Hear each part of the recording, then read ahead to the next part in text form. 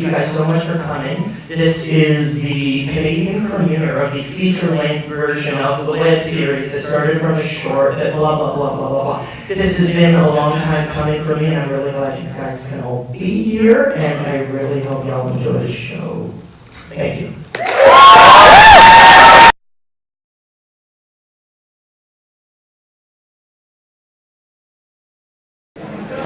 One more time. I'd like to invite the directors and cast to the stage so we can start the Q&A.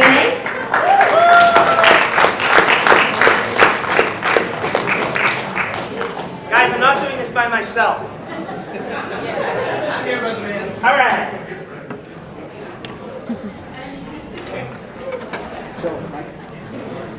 Up here. Where's the cast? Come on, guys. There we go. Right here. Okay, good. I hate this part.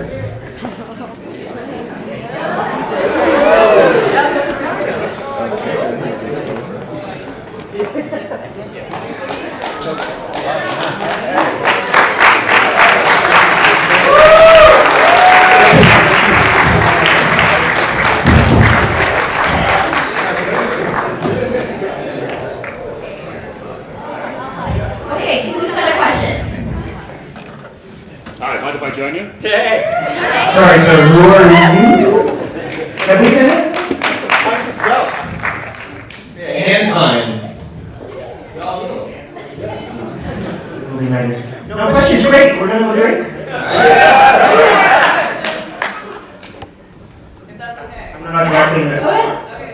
Will there be more? Is there going to be another movie or something? Because clearly there was like sequel opportunity there at the end.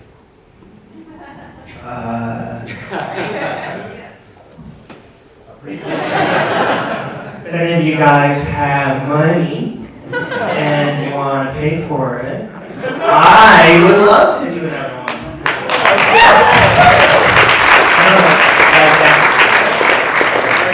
So we're set. We can get that going. Okay, next question. Great job, everybody. Mike, how did you get it in shape? You looked fabulous.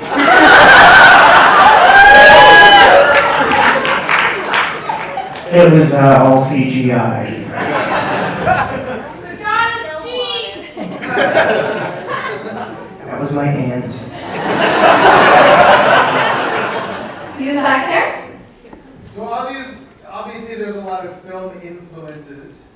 Just wanted to ask you which were the major ones and why. Okay, well, it was all, it definitely was like a whole bunch of the stuff that I loved, you know, when I was starting to love the movies, right? So, I mean, Star Wars was a big one, the Indiana Jones movies are a big one, like the vibe, not from like a plotting standpoint, but the vibe of stuff like Back to the Future, and then we took a lot of the old school Errol Flynn swashbucklers like Captain Blood and Robin Hood and Seahawk and stuff like that, and that kind of formed the persona of Pete himself and the kind of the scope of the universe. Any other questions? Right there in the green. How did you manage to work with 3 directors? Well, you know what? Why don't we let one of them answer that? What it was like? Because so the thing, we started this as a web series, right? So it wasn't shot as a singular movie. So each director was directing their day when we were shooting that series. So it wasn't all. Like, there weren't 3 of us running around arguing with each other, even though that might have been maybe more fun. I don't know. Really, man, what do you think? I don't know. Yeah, like I said, it started off as a series. So, me, for example, I came in season 2, which sort of happened to be pretty much the third act of the movie. So that's kind of how it happened. So we never directed at the same time. I had my scenes on my days, and then my cousin had his scenes, and Jason had his scenes. Most of the stuff that you were in, a lot of it you did not direct. Yeah, there was like a handful of scenes just because of like scheduling and stuff, but for the most part, the way we designed it, and for the most part, the reason why I I did just direct the whole thing myself was because I wanted to have other directors working with me. I was going to be playing the dude, right? So we tried to schedule it as best as we could. That I was never, judging my own performance and having to worry about camera stuff while I'm jumping around, kissing pretty girls and shooting bad guys. I gotta do the scene with Donis on the head. Okay. That's sexist. It was freezing, I would say. It was fucking freezing. You were all freezing, I don't know either. I couldn't feel anything anymore.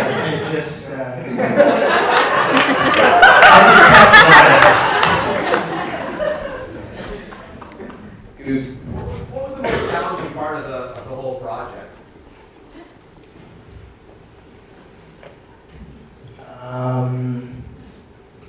Let's get a drink. I don't know, that's actually a really interesting question. I don't know what I thought. Do any of you guys have like a hardest part? Because honestly, it was all such a blur for me in many ways. I don't necessarily even remember specifics. Nail your cast guy. Weather was a big one. I also had the flu. Oh, right! Tell the story. The story? Can you tell That's a the whole personal story. Very personal story. I'm not going to really get into it, but okay, fine. I shit my pants on the day of set. But I was in the pirate outfit, so I got into makeup and I took a walk along the, boardwalk you'd say, on Queensquay, and had an accident. So I ran to a gas station in a pirate outfit, and the gas station attendant looked at me kind of crazy, and then I was getting calls on my cell phone, because all pirates have cell phones, right? And he was trying, the guy was trying to knock the door over, and I was cleaning myself up, and it's disgusting, really, but anyways, I came back, and Mike was saying, where the fuck have you been? And, sorry to swear. And, This was a rated R event, apparently, so Oh, we'll really? have to fucking say okay, whatever we want. well, yeah. Anyway, so I got myself together, and then I came back, and I said, Mike, I'll tell you one day, and then I said, I'll never tell anyone else this, and then you're ever telling me. The most impressive part for me is that I genuinely barely even knew you were sick. You told me you were feeling a little under the weather, and I didn't even know. Well, and that's all thanks to, I want to give a shout out to Aaron, because this guy is a magician with music and the sound. So he made us all sound good. So, well, that was my personal challenge. Did everyone else shit themselves, or are we all? I'm going to stop talking now. Okay, next question.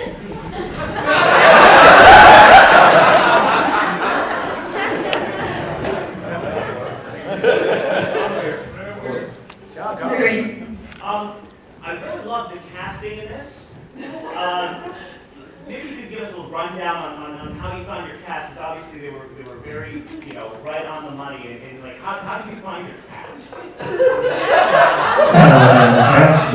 Calling Hellhead Cat. Well, actually, it was interesting for season one. A lot of it, we did run auditions. This was before I actually met Ashley. So when we cast the first chunk of roles, a lot of them were people that I knew or was Facebook friends with, and I just kind of creeped on their wall. Like Sandra was that. Like I was just like creeping on her wall and commenting on shit for like a year or two. Like, hey, you wanna come? Maybe play a pirate with a laser, and I thought it was so silly, and then she, for some reason, said yes. And then, so we did casting, like Robert Nolan actually introduced me to Sean, and he brought Sean in to come. So that was kind of how we did season one. It was pretty much sort of grabbing that we could. Then when we were doing season two, Ashley came on board because we had met at some time in between. And she works magic and knows who to call and who to bring in. So, boom. Any further questions? In the back? For the women, good job, again. I just wanted, because you both play pretty strong characters, wanted to see who were your influences or where you drew from to play the queen and the pirate gal. I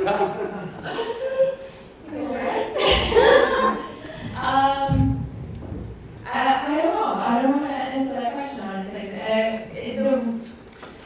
The queen was tough because it was hard not to reveal who she was too early on.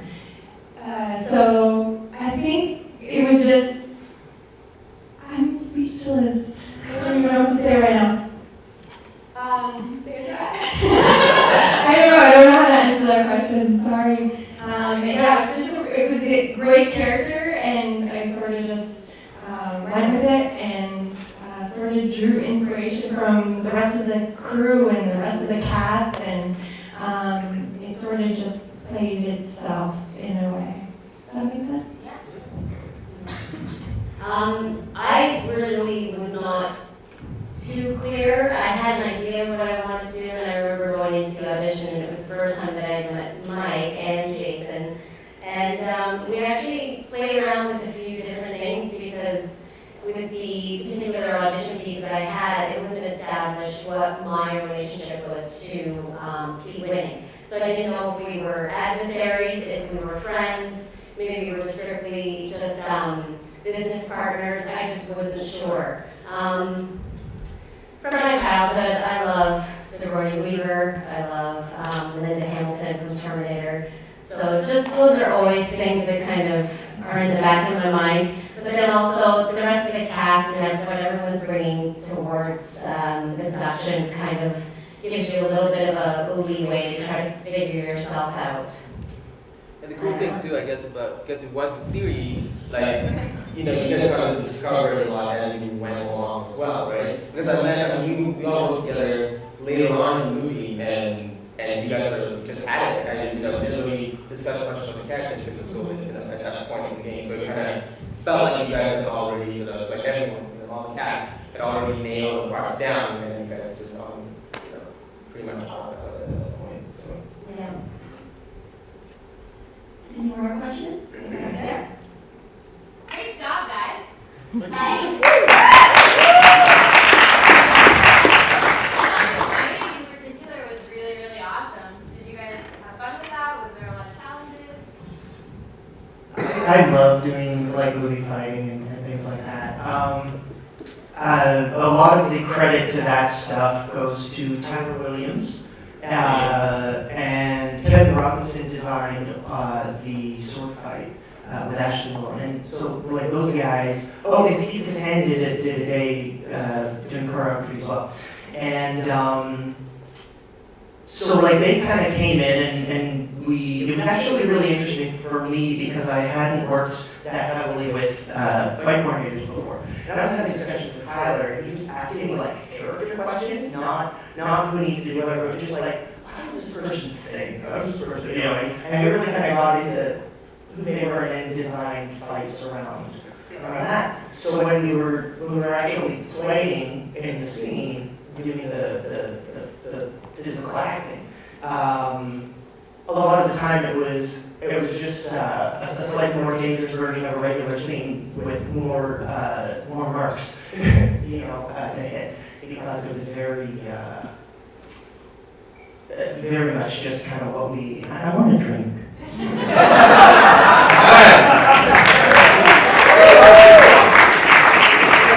I'm not rushing things. I'm just No worries. battling. I realize. Okay, no further questions?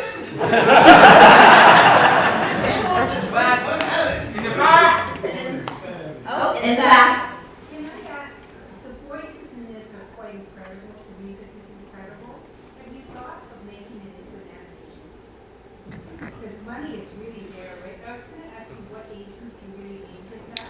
And I'm sitting here thinking, the characters on stage are incredible. The voices, One-Eyed Bill, you're incredible. I mean, I just love your character.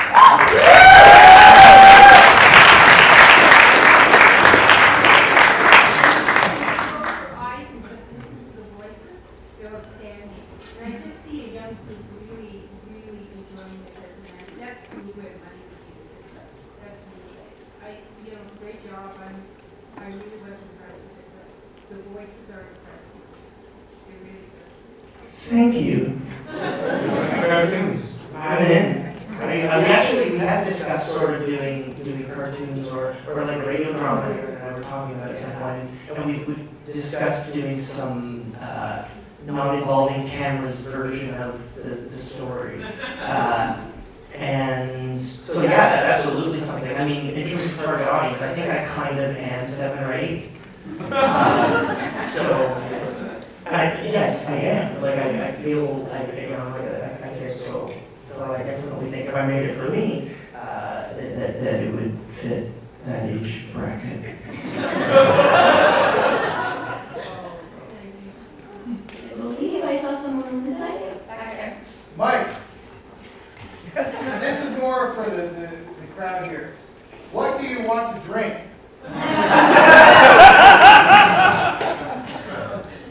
I like whiskey. Brad Jameson, yeah, that's, I think we're about to do